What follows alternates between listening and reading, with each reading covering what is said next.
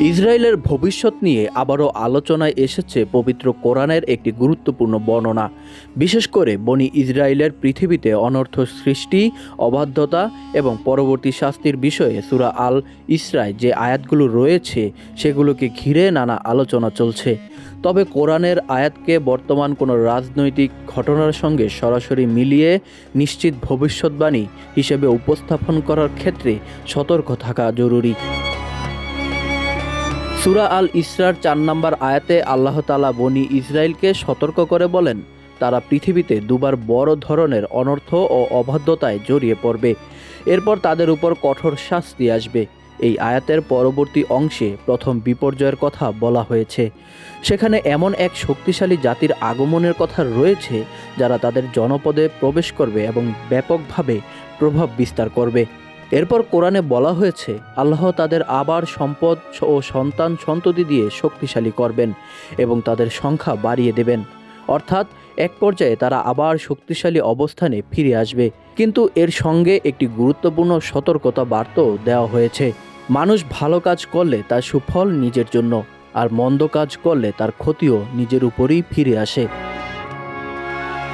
এরপর আসে দ্বিতীয় বিপর্যয়ের বর্ণনা। সূরা আল ইসরার ৭ নম্বর আয়াতে বলা হয়েছে, যখন দ্বিতীয়বার সেই প্রতিশ্রুত সময় আসবে তখন এমন কিছু বিষয় বান্দাকে পাঠানো হবে যারা তাদের ওপর কঠোরভাবে আক্রমণ করবে এবং মসজিদে প্রবেশ করবে, যেমন তারা প্রথমবার প্রবেশ করেছিল।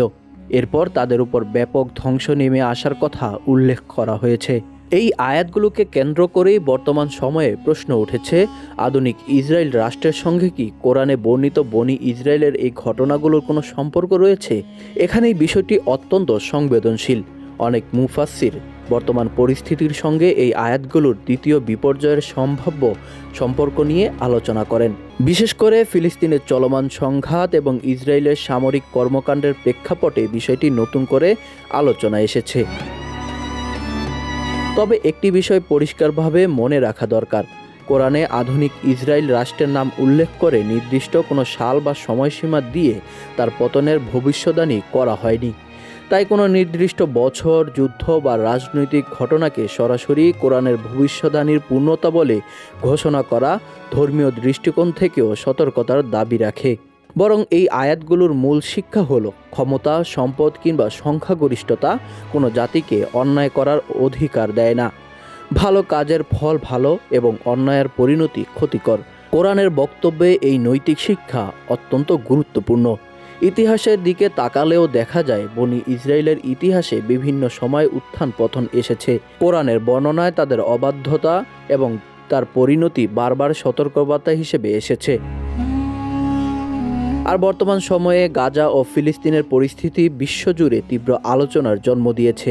ফলে বনি ইসরায়েল সম্পর্কিত কোরআনের আয়াতগুলো নিয়েও মানুষ আগ্রহ বেড়েছে। কিন্তু ধর্মীয় বক্তব্যকে রাজনৈতিক প্রচারণার সঙ্গে মিশিয়ে না ফেলে মূল আয়াত, তাফসির এবং নির্ভরযোগ্য আলেমদের ব্যাখ্যার ভিত্তিতে বিষয়টি বোঝাই সবচেয়ে নিরাপদ পথ। সবশেষে প্রশ্ন থেকে যায়, ইসরায়েলের পতন কি কোরআনে নির্দিষ্টভাবে ভবিষ্যদ্বাণী করা হয়েছে? কোরআনে বনি ইসরায়েলের দুইবার অনর্থ এবং তাদের পরিণতি সম্পর্কে স্পষ্ট সতর্ক বার্তা রয়েছে, কিন্তু আধুনিক ইসরায়েল রাষ্ট্রের পতনের নির্দিষ্ট সময় বা বর্তমান কোনো ঘটনার সঙ্গে এর চূড়ান্ত সম্পর্ক এটি নিশ্চিতভাবে বলা যায় না। তাই এই আয়াত থেকে সবচেয়ে বড় শিক্ষা হতে পারে, অন্যায় যত বড়ই হোক তার পরিণতি থেকে কেউ চিরকাল মুক্ত থাকতে পারে না, আর ক্ষমতা ও শক্তির চেয়েও আল্লাহর ন্যায় বিচারই চূড়ান্ত।